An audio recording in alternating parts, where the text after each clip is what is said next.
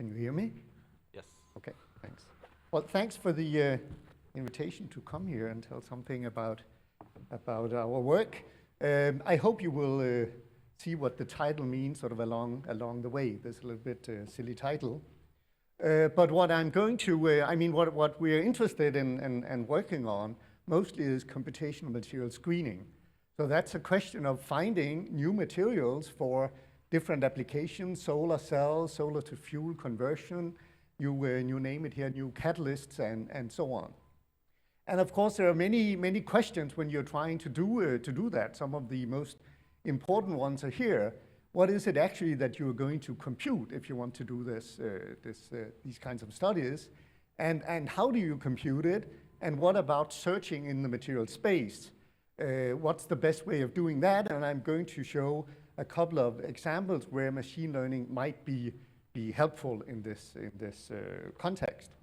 So let me first give an example of the things that we're interested in, and that's what's called light-induced water splitting.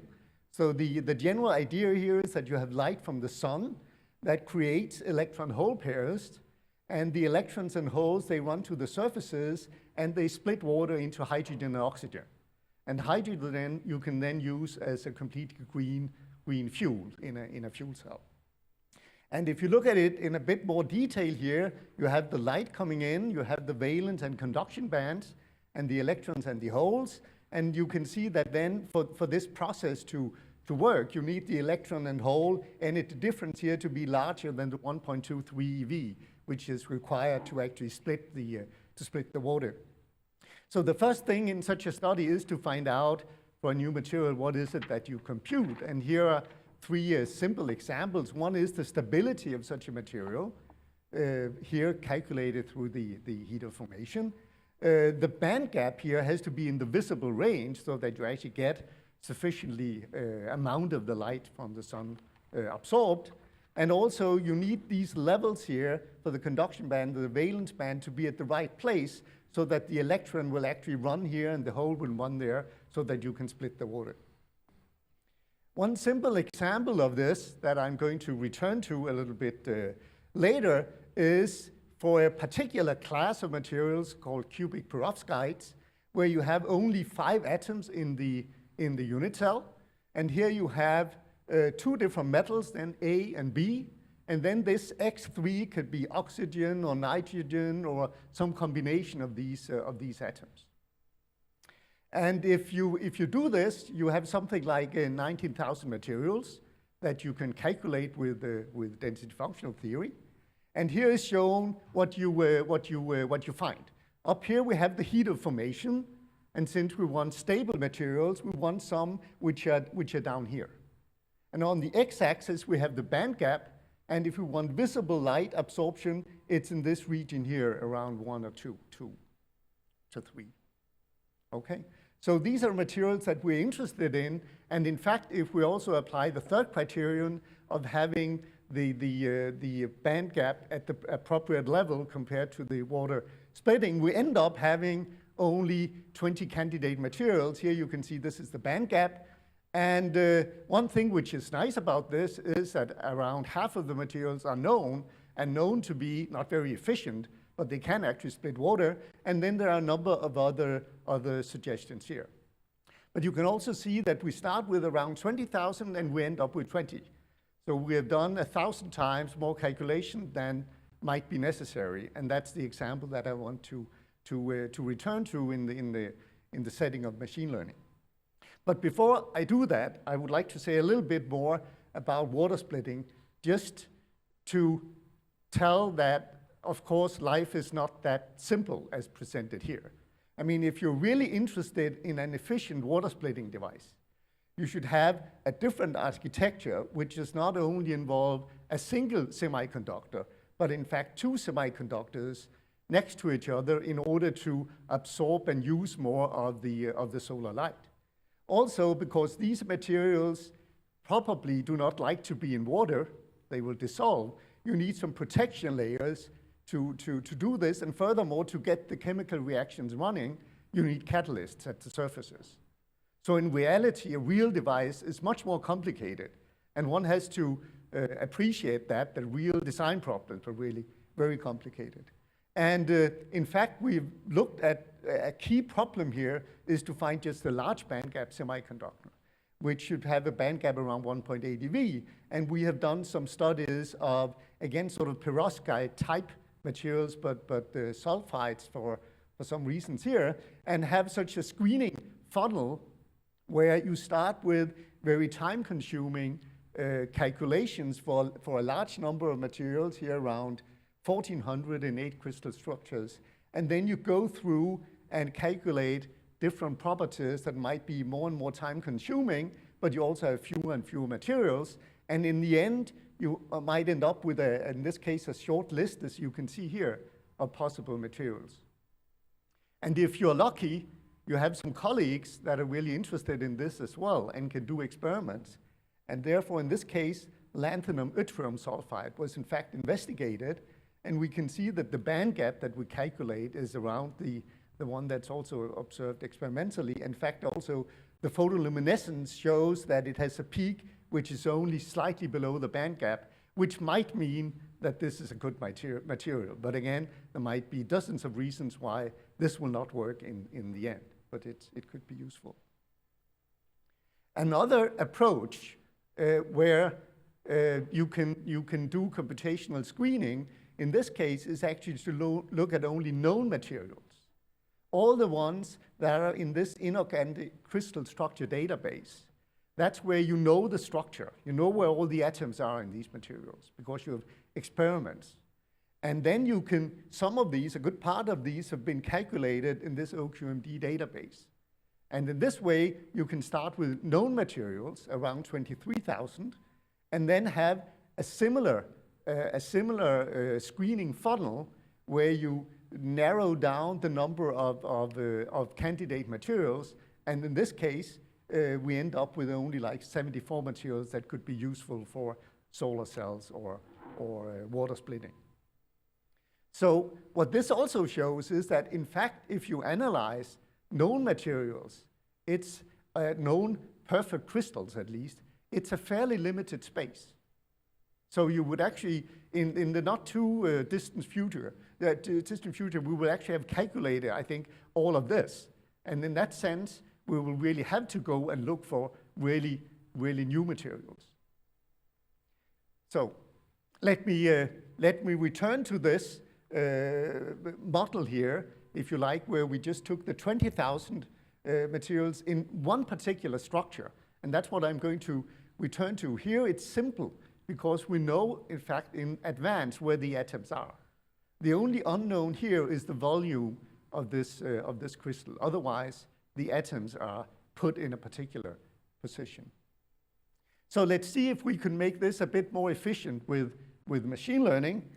And I'm sorry if this is too simple now that you've already had a workshop, but I could see before that at least many of you were physicists, so maybe you're like me, it's not bad hearing something twice, so, okay. So here is an example of kernel regression, just fitting a function. And what we are doing is that we have a green function here. And what the kernel regression does here is that it puts, with this Gaussian function, it puts a Gaussian function on each point. So this red dashed one here is the Gaussian on that point. And then we just make the linear combination of these Gaussians that will go through the points.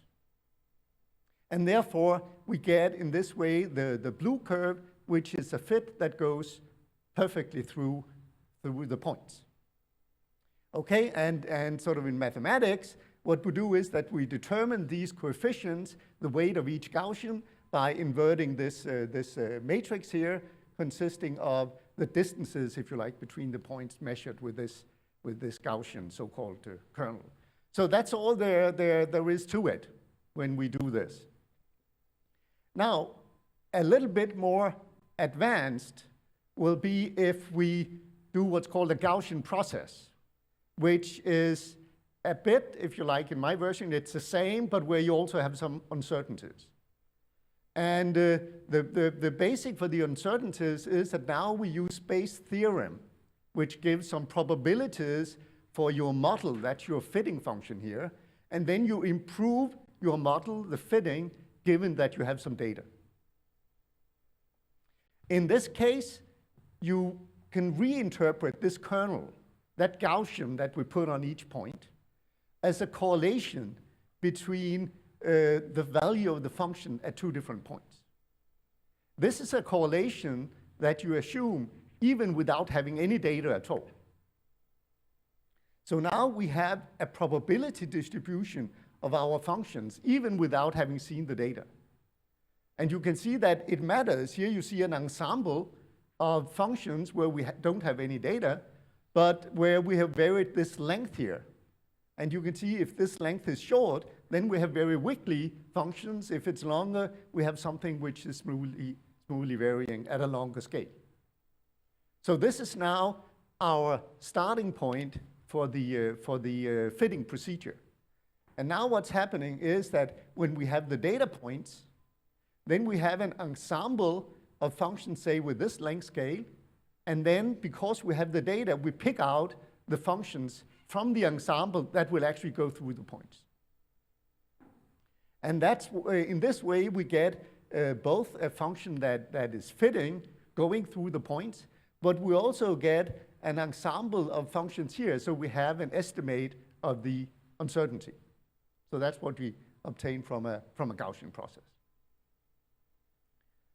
Okay, again, I apologize if this is too simple and you've already been through that, but let's go back to this example with the water splitting, where we have these 19,000 calculations for cubic perovskite. So what's really telling us what is a point here, that's the metal A and B. We had AbO3, for example. So it's a metal A, the metal B, and the fact that we have 3 oxygens. So now we make a very simple vector where the metal A, in this case, is strontium, and we just go into the periodic table and say strontium has the coordinates 5, 2. And then we go to the other one, tantalum, and it has coordinates 6, 5.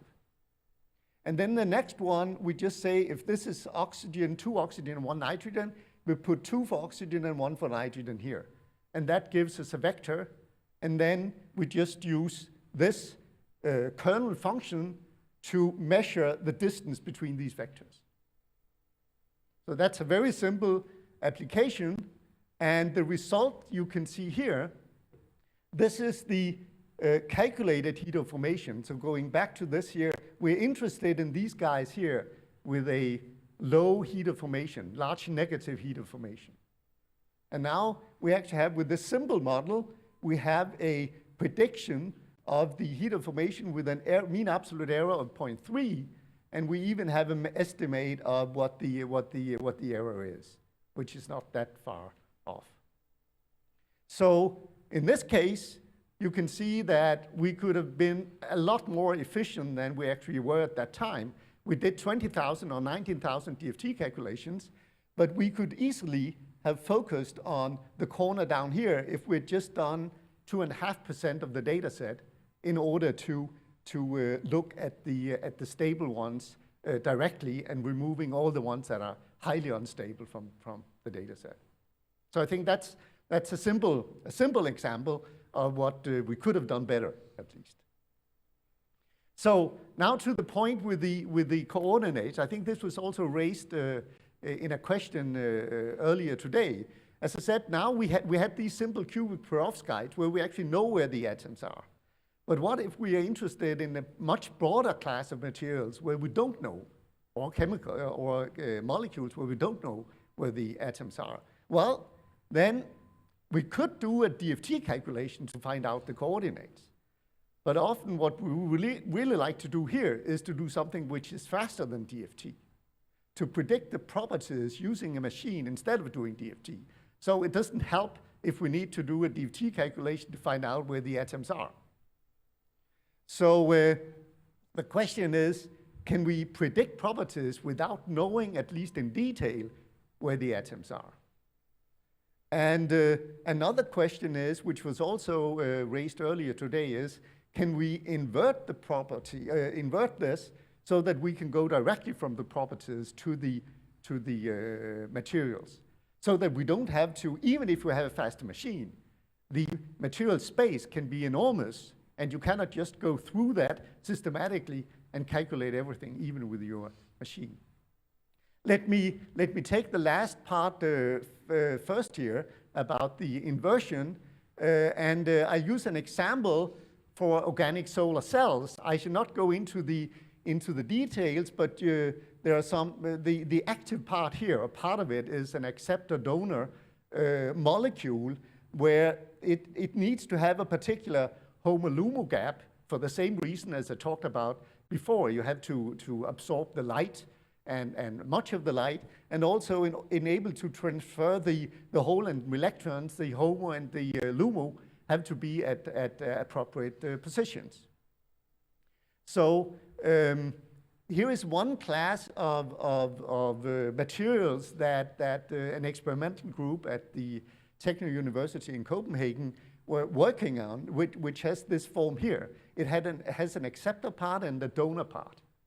And the acceptor can be 13 different molecules here, and the donor you have like, is it 10 different ones. But then these have all kinds of side groups here. You can see small X's and Y's corresponding to different small radicals.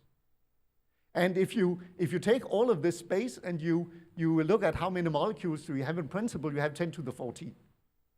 So even if we can predict the properties of one molecule in a millisecond, it'll take 3,000 years to run through this space. So in that sense, it would be nice to be able to point to molecules that you know will have the property that you're after. So with the way that we represent these molecules is using strings. It was also discussed earlier to use these smiles, which is also a string representation. So in this case, a string is produced telling which kind of acceptor it is. Here it's A1, and telling which radicals are involved and which donor and which radicals and so on. And what's done then is we use a variational autoencoder, which was also discussed earlier, where the molecule here, using a neural network, is embedded into a vector space. In this case, it's a 32-dimensional vector space. And then you have a decoder, which is another neural network that will actually reproduce as well as possible this string. And then one can do regression on this 32-dimensional vector space, and the idea, as you will see, is that in fact you have some structure in this space which tells you something about the properties that we would like to predict. So just to here are some training curves with how well this model and other models behave as a function of the training set size. And the one that I'm talking about is this grammar variational autoencoder. You can see there's another one here which is doing much better, which is a deep tensor neural network, like the SNET model, if you like, which was mentioned before. This is much better, but it actually uses information about the coordinates. So again, it cannot be used to make predictions for new molecules before you've done the calculation so that you know where the atoms are.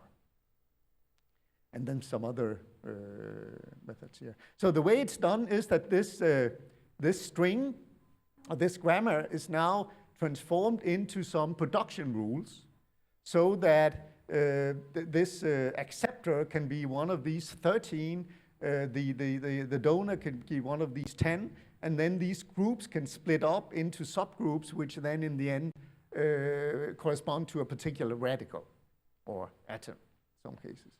And so this works that for example, this acceptor it's now encoded in a matrix, so that the first point here is just sort of a trivial start, and the next point here says that rule number 1 says that A goes into A1.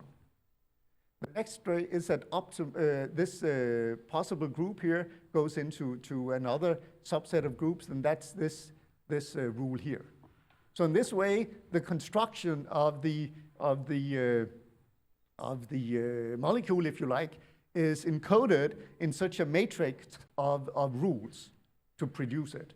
And now this is now mapped using the neural network into the latent space as a probability distribution, and then the decoder is then mapping back onto the production rules, and this is a probability distribution that you get out of the decoder for this particular molecule, and then you can mask this so that you only have valid production rules, and in this way you can get a probability distribution which is often very peaked around a particular molecule.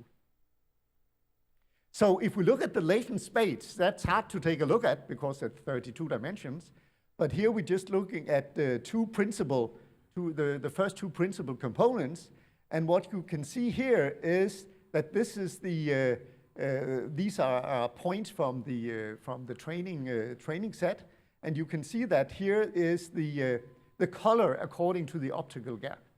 And what you can see is that you have structure in this space which has to do with the optical gap. In fact, it has not been put into the space. I mean, it's possible also to optimize the structure of this space in combination with the regression model, but that has not been done here.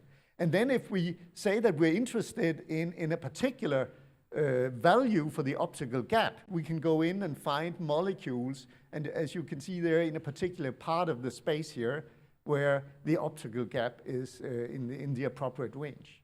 So the idea here now is that if we know this region, we can find ways of moving around. There are gradient schemes and other schemes to move around in space here to make suggestions for new molecules that the decoder will then tell us what they look like, and then we can do DFT calculations on those molecules.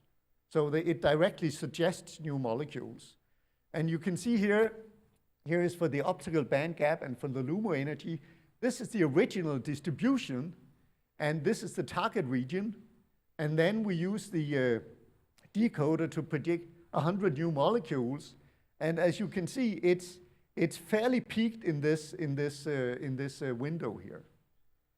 In this particular case, it's not awfully efficient. As you can see, in a way, the main problem is that, in fact, the whole range for all these molecules in the gap is not very wide compared to with the accuracy that our computational method has, the window that we're looking for. So, I mean, we increase the probability for predicting a good one, but still, it's really, if you like, there are many, many molecules in this huge space, which actually belongs to this region here. So in that way, it's a bit academic, but that's the idea. Okay, so moving from molecules to materials. There we have the same problem with the coordinates, that if we don't have a simple perovskite where we know where the atoms are, but we in general have a material and we don't know where the atoms are, how can we predict the energy, the heat of formation? Well, first we have to find out how do we talk about materials at all if we don't know where the atoms are. And the way that this is traditionally done is using, I think, mostly three features, if you like: composition, symmetry, and prototypes. So composition is easy. If this is sodium chloride, it's sodium in there and chlorine in there, and you know the ratio of the two. So the symmetry, if these are crystals, we have all the space groups, and we can assign one of the space group numbers to these crystals, which is or materials, which is a rigorous classification. So for example, this rock salt here is space group number 225. This cesium tin iodide is space group 127. Still, given for example, this cesium tin iodide, even though we specify the space group, there are still some variables we don't know. We don't know the volume, for example. And also, we might not know what is this rotation angle. This rotation is breaking the symmetry. But how large is this? We don't know that in advance. And then we have sort of a pragmatic way of talking about materials, which is prototypes, where we give them some names. like cubic perovskite. And here the rock salt is well defined, but the cesium tin iodide is also used as a prototype so that we can have other materials and we say, well, this material is in the cesium tin iodide structure. Okay. So the method that we're going to try to work with this is to use graphs, if you like, as an alternative, or if you like, maybe a more properly defined in a way kind of prototype. The way this works is that if we have a particular material, in this case barium tin oxide, which is in a cubic perovskite, we define what is known as the Voronoi cells. It works the way that for each atom, then a point in space you ascribe to the atom which is the closest one. So in this way, you get these so-called Voronoi cells where you divide up space in all points in space belong to one or the other atom. And if you do that in this case, then for the tin atom here, then you get a cube. And then so now here we've sort of moved the cells apart from each other so that you can see what they look like. So, and then you have a graph corresponding to all the atoms which share a phase. So that gives, for a particular structure, a well-defined graph. And since we know that symmetry is an important property, we also label the graphs with a symmetry. Meaning that, for example, this side here, this facet, is a square. So it means that you can rotate this by 90 degrees and you get it back. So that's what's called a C4 symmetry. And also you have a mirror symmetry. You can mirror the facet and you get the facet back. So this is in combination with the rotation, this is called the D4 operation. So each of these edges here are labeled by the symmetries for this facet. Okay. So as you can see, we start out with an infinite material. But in fact, the graph we have here is very small. It's what's called the quotient graph. And the reason is that you only make the graph for the atoms in the unit cell you have. And then if you have a connection to an atom in a neighboring unit cell, you just take the corresponding image for this atom in your unit cell, the one which is periodically translated. So that means that you have a finite graph, which is a lot simpler, but also it means that, in fact, from this finite graph, you cannot go back to the infinite graph.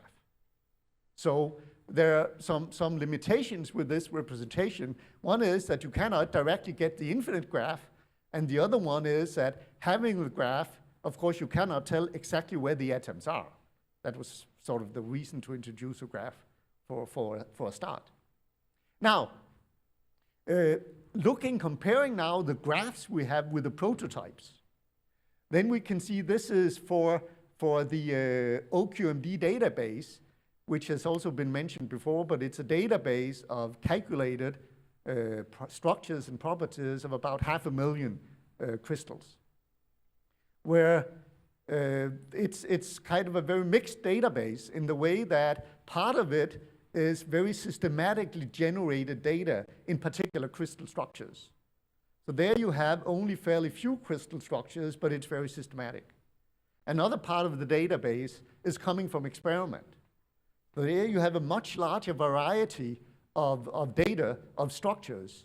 But on the other hand, there you only have sort of very stable systems. Otherwise, you wouldn't see them experimentally.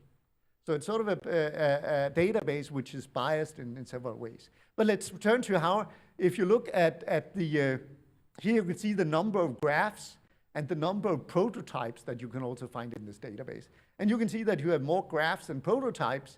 But if you go to this, the last number here, the so-called uncertainty coefficient, what it shows is that if you know the graph, you're actually pretty good at predicting the prototype. So the graph and the prototype has a lot to do with each other, but it's not a one-to-one, and you have many more many more graphs actually than you have prototypes, or somewhat more.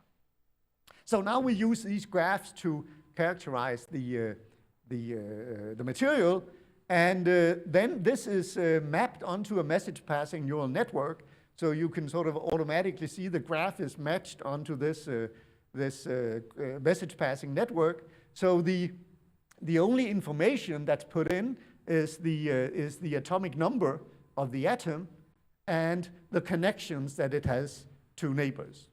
So there's no distance information in here, only the implicit one if you actually have a neighbor or you don't have a neighbor. And then this is a 3-layer message passing neural network, and this is just sort of the mathematics. It's very similar to the SNET neural network, which has been discussed here also before, except that we're also doing some updating of the edges, which seems to improve the properties. So we're not the only ones doing graph-based neural networks. Here you can see several other pieces of work, including this SNET neural network. And so many people are working on this, I think, right now.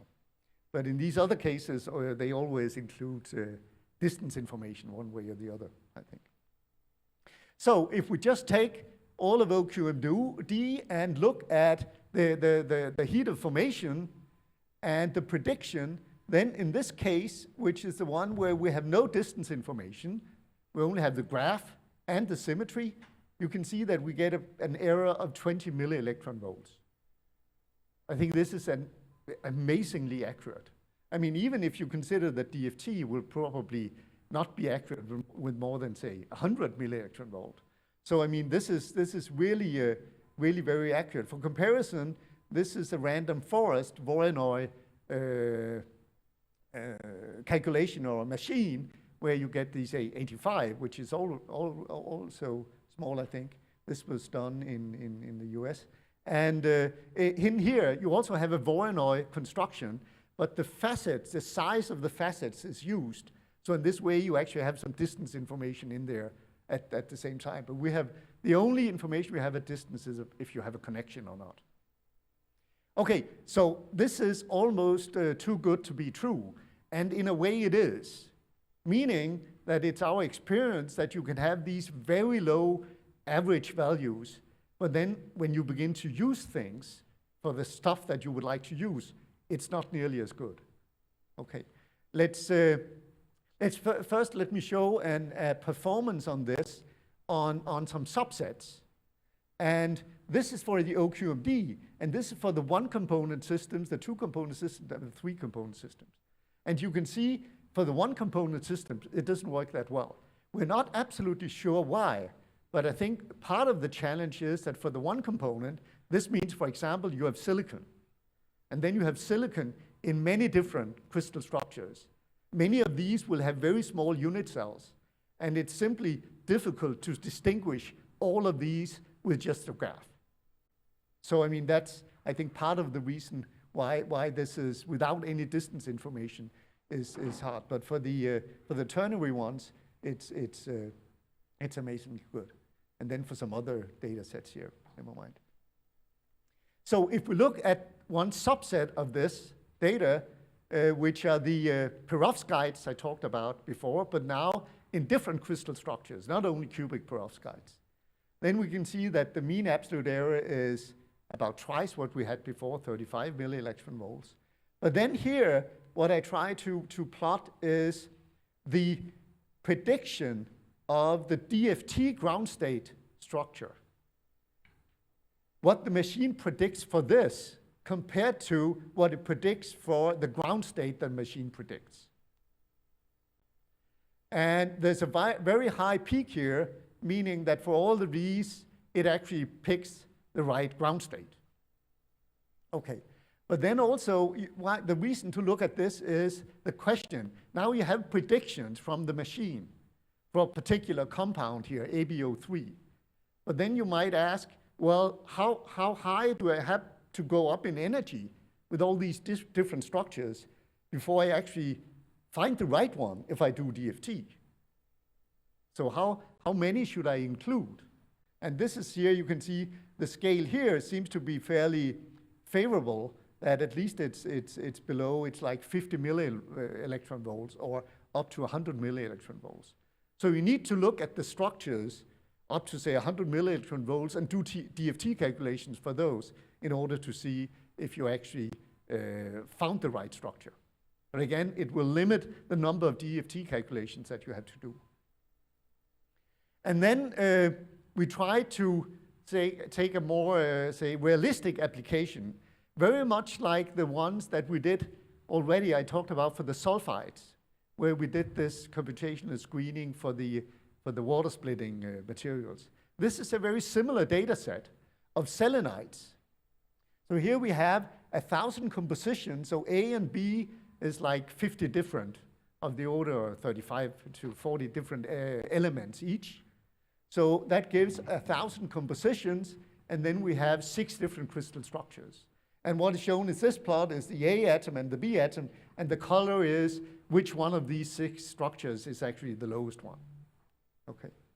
And first of all, for such an application, it turns out for these selenites that the overlap with OQMD, even though you have 500,000 materials in there, there are in fact only 6 of these that are within the OQMD.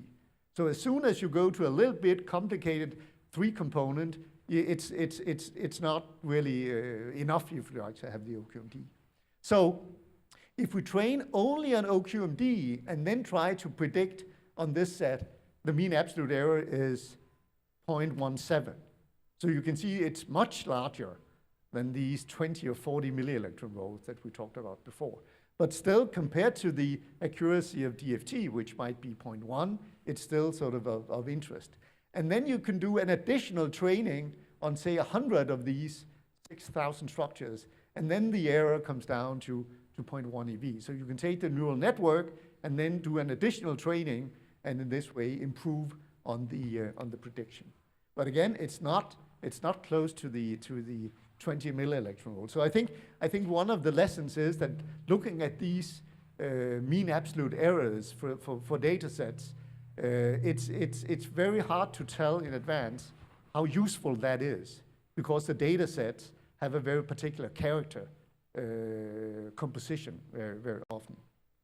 Okay, so again, you can look at this energy difference, but let me just, I think I will just end here by saying a few words. So I think we can certainly learn a lot from machine learning in order to speed up the material search in computational screening. However, I think it's worth noting also here that, I think in a way the real limitation is to understand the physics of the materials that we want to find, and to find out what is it really that we should compute. For example, talking about solar cells or water splitting, people measure the open circuit voltage as a measure for the quality. How efficient it is depends on how much voltage you can get out. But I think basically it's not understood today. If you take a material and you measure this open circuit voltage, what is it that's limiting this? What is it that should be improved in order to increase the open circuit voltage? And if we don't know that, we cannot do any machine learning, because we don't know what to compute actually. Okay, thanks. Thank you.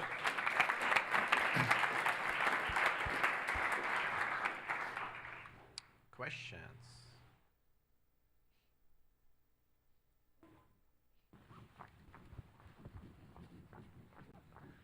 Thanks for not throwing the thing. That's very interesting about the message passing. How did the symmetry operations make it into the network? I know some folks have tensor field networks now that follow spherical harmonics, but was that the case here, or did the symmetry just go in as a one-hot encoded sort of choice? This is just, I think, one-hot encoded at the edge. Yes. So it's edge information. And it's just a short list of operations. I see. That's put in there. Yeah. Do you think maybe supercell symmetries, places where 2 unit cells in one system really matches a different unit cell in a different system. Is that something that we've seen that, for instance, in zeolites, in polymorphism of silicates, that the, let's say, supercell ideas capture symmetries or sort of behaviors that may not be apparent in the combination of point group and unit cell. Is that something that has shown I'm not sure what you mean by supercells capturing. Is that labeling by space group might say that two unit cells are categorically different when one rotation and scaling of one of them becomes the other. So there is like... Yeah, I mean, if your symmetry classification is kind of very rigid, if you like. I mean, you can distort it a bit, and the symmetry is gone. And so in this way, it's a fairly rigid classification. So I think, I mean, if you move to very complicated systems, there will be a tendency for the symmetry to have no symmetry in the system if you have larger. Very large supercells or even amorphous systems. And in that case, I mean, we're down to, in this method, to have only the graph. And of course, that is more limited. In fact, there was some recent work by Ankit Jain and Thomas Bligård, where they made a model based on exclusively the symmetry, but where they took the Wyckoff position information. So they had not even a graph, but only the symmetry classification. And in simpler cases like the OQMD, it actually, with small unit cells, it actually works surprisingly well. That's interesting. So that's sort of keeping the symmetry and kicking out all other information. Yeah.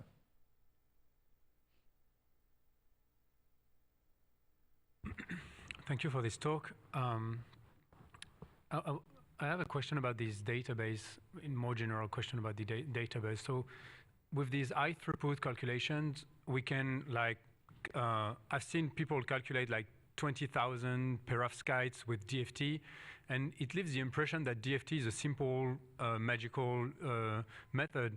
But I'm sure you have a lot of DFT calculation, but basic flavors of DFT will probably fail for most of the elements of the classification.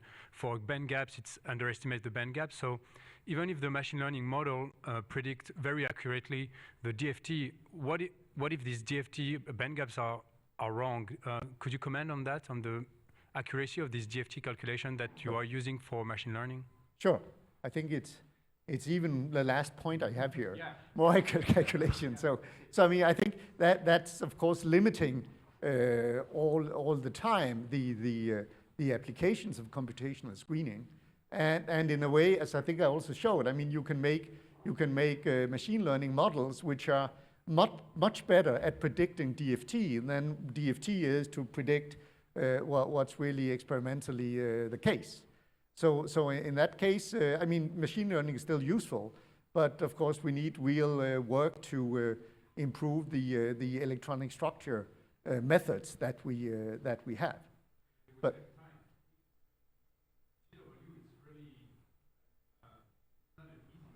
no.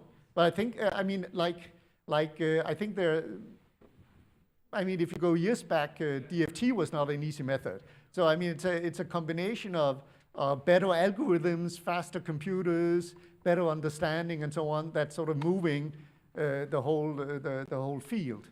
So I think probably in the not too distant future, we will not be that scared that GW is that difficult.